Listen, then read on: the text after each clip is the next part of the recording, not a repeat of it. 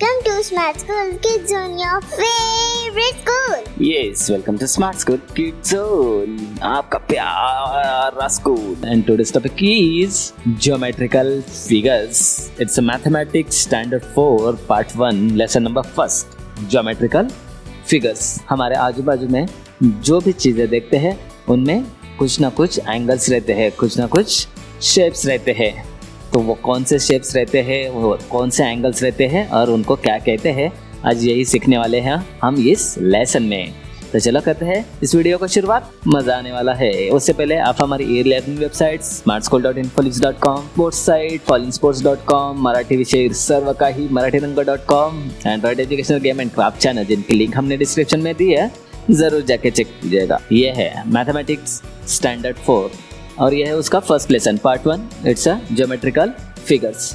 तो यहाँ पे पहला हम क्या देखने वाले हैं, फर्स्ट फिगर है एंगल्स. एंगल्स किसे कहते हैं. यहाँ पे देखो एक आपको ये स्लाइड्स दिया है, जो आप आपके गार्डन में जाते हो तो वहाँ पे रहती है, पता है.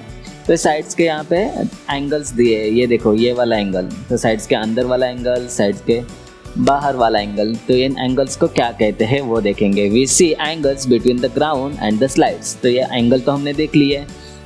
अब यहाँ पे दूसरा एग्जांपल है, मतलब स्लाइड के अंदर भी एक एंगल बन रहा है, स्लाइड के बाहर भी एक एंगल बन रहा है विद ग्राउंड से स्लाइड का. ओके. अभी अ ladder makes an angle with the ground. अभी ग्राउंड के साथ लैडर का, ये जो लैडर है वो घर पे ऊपर चढ़ने के लिए हमने बनाया रहता है ना, तो उस लैडर का भी एक एंगल बनता है. तो ये भी एक एंगल दिखा है, करेक्ट. तो इस तरह से हम जो भी हमारे आजू बाजू में चीज़ें देखते हैं वो एक दूसरे से कोई ना कोई एंगल बनाते हैं. जैसे ये देखो, ये लाइट का जो पोल है, there is a angle between the electric pole and the ground. तो इलेक्ट्रिक पोल और ग्राउंड इन दोनों के बीच में एक एंगल बना हुआ है, करेक्ट.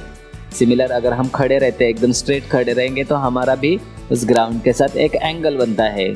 वैसे ही यहाँ पे देखो ट्रीज के भी एंगल्स दिए है. We see angles between the trees trunks and the branches. The tree की ये ट्रंक रहती है ये स्ट्रेट रहती है, तो उसके साथ उसके ब्रांचेस के भी एंगल दिए रहते हैं. ब्रांचेस के साथ उनके सब ब्रांचेस के भी एंगल रहते हैं. तो इस तरह से हर एक चीज़ में कुछ ना कुछ एंगल रहते ही है. हम वो ऑब्जर्व करते हैं, हमें दिखाई देते हैं. तो आज यही एंगल्स को हम सीखने वाले हैं. In our surrounding wherever we see two lines meeting there is an angle.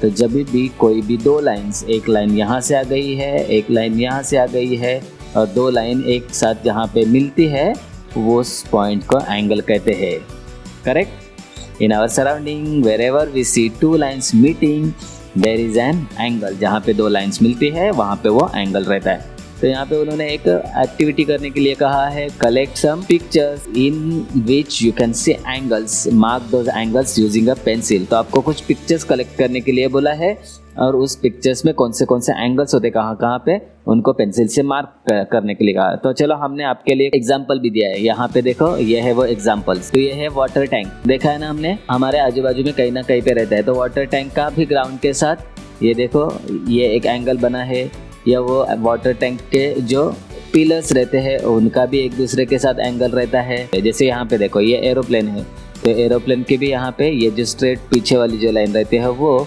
और उसका मिड पॉइंट, तो ये देखोगे तो यहाँ पे भी एक एंगल बनता है. ये देखो इसके दो छोटे बड़े पाते और पीछे वाले पाते, इनके भी बीच में हमें एंगल दिखाई देता है. और कुछ पिक्चर है, ये देखो ये टेम्पो है, तो इस टेम्पो के ये वाला हिस्सा है, इससे भी हमें एंगल में दिखाई देता है. यहाँ पे देखो ये वाला जो हिस्सा है, यहाँ पे हमें एंगल दिखाई देता है. और कौन से है, यहाँ पे देखो साइकिल, तो साइकिल के साथ हमें बहुत सारे एंगल्स मिलते सकते हैं. ये देखो ये यहाँ पे है, करेक्ट. दूसरा यहाँ से लेके ये वाला एंगल है, यहाँ से लेके ये वाला एंगल है. तो हर जगह पे जहाँ पे दो लाइन्स एक साथ मिलते हैं, ये देखो ये वाला मनी बैंक है, तो मनी बैंक यहाँ से यहाँ पे, तो यहाँ पे भी एंगल बन रहा है. यहाँ से यहाँ पे ये वाला भी एंगल बन रहा है. तो इस तरह से हमारे सराउंडिंग में बहुत सारी चीज़ें हैं. आप लोग भी और इससे कुछ और ज़्यादा भी ढूंढ सकते हो, और हम उसको कहाँ पे एंगल है उसको पॉइंट आउट कर सकते हैं पेंसिल से, ठीक है. तो आप भी इस प्रकार के पिक्चर्स कलेक्ट करना और उसके एंगल्स शो करना. तो ये आपके लिए एक प्रोजेक्ट है, समझो हमारे स्मार्ट स्कूल इन्फोलिप्स की तरफ से, ठीक है। और क्या क्या सिखा रहा है हमें ये angle. Look at the angles that can be made by your elbow. हमने इसके भी कुछ एग्जांपल्स दिए हैं, ये देखो यहाँ पे है। तो ये हाथ है और हाथ का एल्बो, यहाँ पे एल्बो रहता है, करेक्ट। तो ये यहाँ से यहाँ पे फोल्ड हुआ है, तो ये यहाँ पे भी एक एंगल बना है, यहाँ से ये और ये वाला भी एक एंगल बना है, यहाँ से ये और ये वाला भी एंगल बना है, करेक्ट। तो ये तीनों एंगल है। यहाँ पे देखो ये एक स्ट्रेट एंगल है, ये बड़ा वाला एंगल है। हम इस स्लाइड पे फिर से आएंगे क्योंकि इसके ऊपर एक क्वेश्चन भी बताया है। तो चलो हमने एल्बो के साथ कौन से एंगल हो सकते हैं वो भी देख लिया। थोड़ा सा आगे चलते हैं नेक्स्ट पेज पे। ओके, अभी यहाँ पे हमें right angle, acute angle and obtuse angle, ये क्या है वो सीखना है। एंगल्स तो पता चला हमें कहाँ कहाँ पे एंगल रहते हैं, लेकिन उस एंगल को क्या नाम है, क्या कहते हैं, अब हम वो सीखेंगे। We see right angles between two adjoining slides of the window. तो जैसे ये विंडो है, तो इस विंडो के यहाँ पे उन्होंने यहाँ पे देखो ये मार्क किया है, तो ये वाला एक एंगल है, तो ये वाला एंगल यहाँ पे भी बन सकता है। इस तरह से हर एक कोने में एक एंगल बनेगा, करेक्ट। तो ये कोना मतलब ही एंगल होता है। अभी यहाँ पे दूसरा पिक्चर दिया है, two adjacent side of a book make a right angle. अभी यहाँ पे टू एडजेसेंट साइड मतलब दो नज़दीक वाले स्लाइड जो रहते हैं वो एक दूसरे से राइट एंगल फॉर्म करते हैं। तो इसका मतलब अभी हमें पता चला कि ये जो है वो क्या है, राइट एंगल है। इस विंडो से भी पता चला ये राइट एंगल है, और इस बुक के एंगल से भी पता चला कि यह राइट एंगल है। कुछ राइट एंगल के उन्होंने और एग्जांपल्स दिए हैं। In a clock at 3 o'clock and 9 o'clock a minute hand and hour hand are at right angle to each other. मतलब क्लॉक में भी जब 3 o'clock होते हैं तब मिनट हैंड और आवर हैंड्स ये भी एक राइट एंगल फॉर्म करते हैं। सिमिलर जब 9 o'clock होता है तभी भी minute hand and hour hands are form right angle. तो अभी हमें राइट एंगल पता चल गया, मतलब एक सीधी लाइन और एक इस तरह से फ्लैट लाइन, तो इसको हम कहेंगे राइट एंगल। यहाँ पे देखो एक सीजर के बाद भी बताया है, in a picture alongside there is a right angle. तो ये जो पिक्चर बताया है वो राइट एंगल का है between the two blades of the seizure. ये सीजर के जो ब्लेड है इन दोनों के बीच में एग्जैक्टली ये राइट एंगल फॉर्म हुआ है। अभी नेक्स्ट पिक्चर देखते हैं। तो जो राइट एंगल था उसको अभी थोड़ा सा सीजर का एंगल छोटा कर दिया। As we reduce the distance between the tips of the blade, इन दो टिप ब्लेड्स के बीच में जो डिस्टेंस था वो हमने कम कर दिया है। लिटिल बाय लिटिल, धीरे धीरे थोड़ा सा कम करते हैं।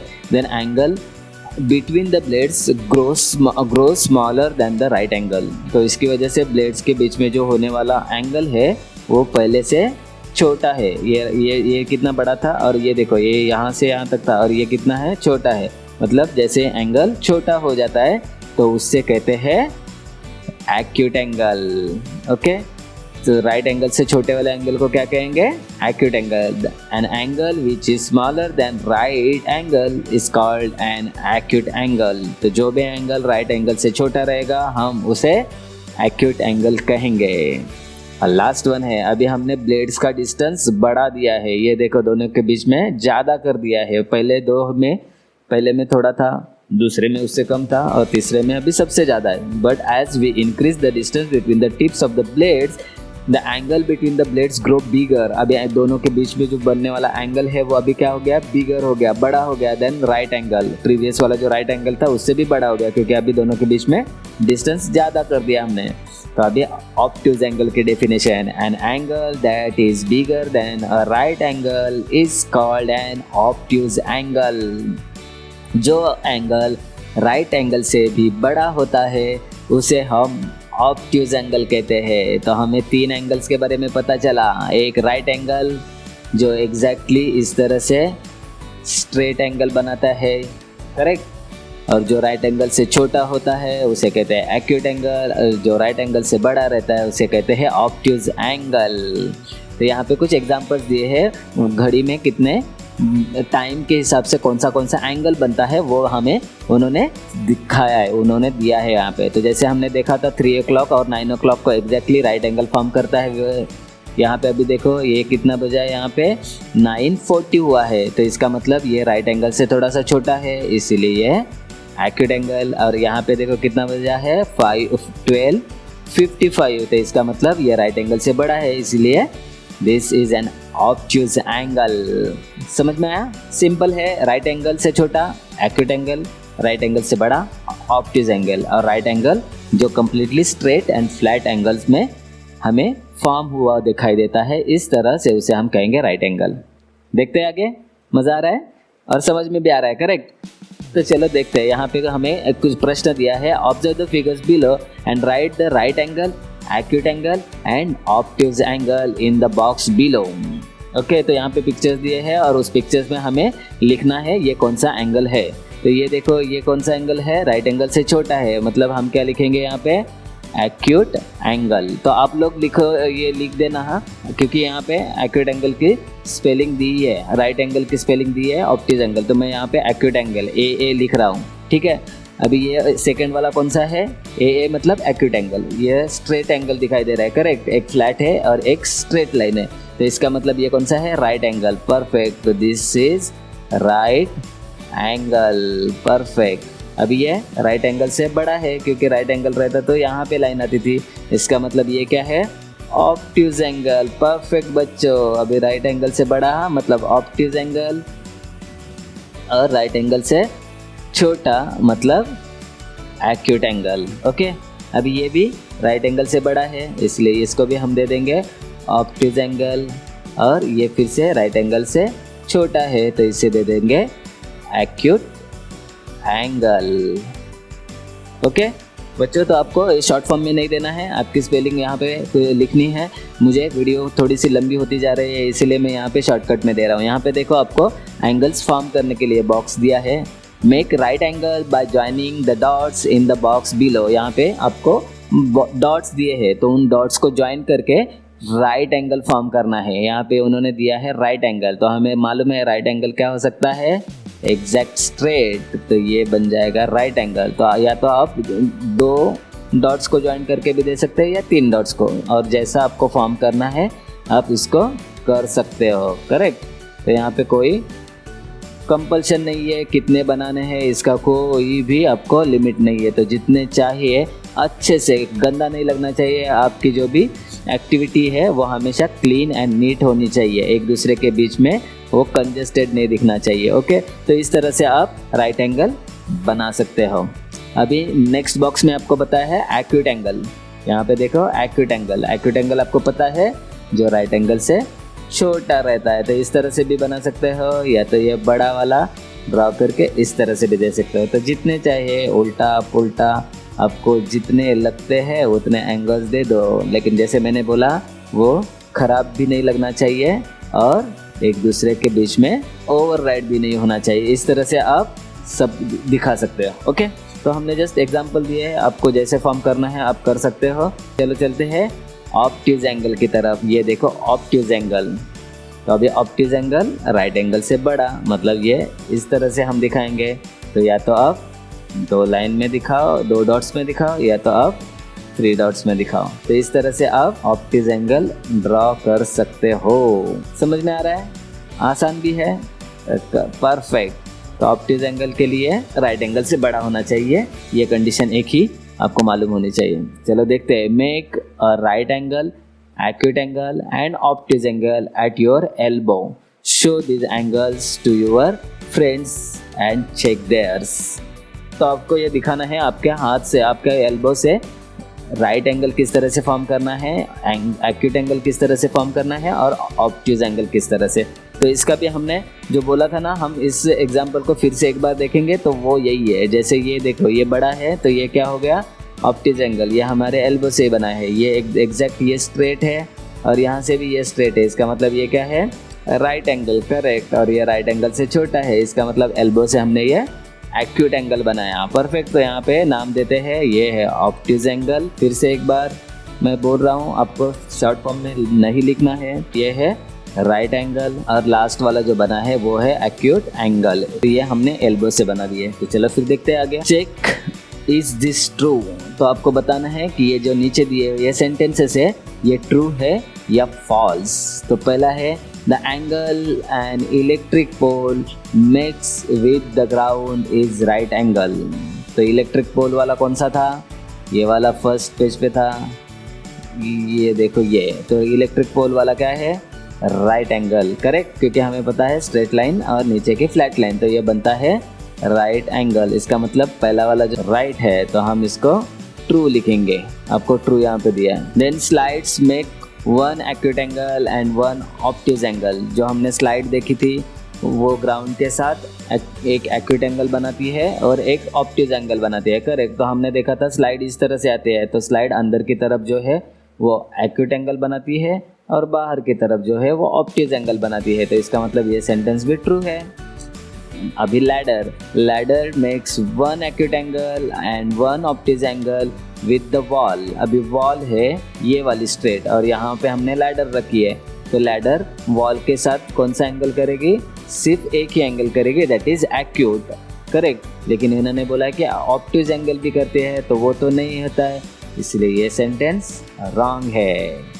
ओके, देखते हैं next question. Angle between the thorns of babul tree is an obtuse angle. तो ये बबूल का ट्री जो रहता है उसके ऊपर जो थॉर्न्स रहते हैं वो ऑब्ट्यूज एंगल करते हैं। तो वो कौन सा एंगल करते हैं, ऑब्ट्यूज एंगल। लेकिन अगर एक तरफ से ऑब्ट्यूज एंगल होता है तो दूसरी तरफ से, एक तरफ से ऑब्ट्यूज एंगल होता है तो दूसरी तरफ से एक्यूट एंगल भी होता है, तो ये दोनों भी सही होता है, करेक्ट। बबूल के ट्री उसका जो थॉर्न होता है, कांटे जो होते हैं वो उसके साथ एक्यूट एंगल भी करते हैं और ऑब्ट्यूज एंगल भी। Leaving the thumb the angles between any two adjoining fingers is an acute angle. तो ये भी सही है, मतलब अगर थंब को छोड़ के अगर हमारे उंगलियों पे हम कोई भी एंगल बनाना चाहेंगे तो वो क्या हो सकता है, एक्यूट एंगल ही बनेगा, क्योंकि थंब के साथ बनाएंगे तो ही वो राइट एंगल बन सकता है या राइट एंगल से थोड़ा बड़ा। लेकिन जो बाकी की उंगलियां है, 4 उंगलियां है, तो उनसे बनने वाला जो भी एंगल रहेगा वो क्या हो सकता है, एक्यूट एंगल। चलो हमारे ये देखो, तो ये अगर थंब को हम सीधा करते हैं तो यहाँ से राइट एंगल बन सकता है, या थोड़ा सा तो टेढ़ा करेंगे तो ऑब्ट्यूज भी बनेगा। लेकिन ये उंगलियों के बीच में क्या बनेगा, सिर्फ एक्यूट एंगल बनेगा, क्योंकि उंगलियां इतनी स्प्रेड नहीं होती है या एक दूसरे से उतनी दूर नहीं जाते हैं तो वो राइट एंगल फॉर्म कर सके। अगर राइट नहीं कर सकते हैं तो ऑब्ट्यूज भी नहीं कर सकते, इसका मतलब उनसे सिर्फ एक्यूट एंगल ही फॉर्म हो सकता है। तो यहाँ पे हमने ये सारे क्वेश्चंस देख लिए हैं। वीडियो मैंने बोला है बहुत लंबी हो रही है, इसलिए हम नीचे वाला जो सर्कल पार्ट है हम पार्ट 2 में बनाएंगे। तो आज के लिए बस यही पे ख़त्म करते हैं। वीडियो अच्छी लगी हो तो प्लीज़ इसे लाइक, कमेंट और शेयर कीजिएगा। चैनल पे नए हो तो प्लीज़ सब्सक्राइब करना और बेल आइकन भी प्रेस करके रखना। तो मिलते हैं नेक्स्ट पार्ट वाली वीडियो में, तब तक के लिए हंसो, खेलो और मज़े से सीखो स्मार्ट स्कूल के साथ। Bye bye.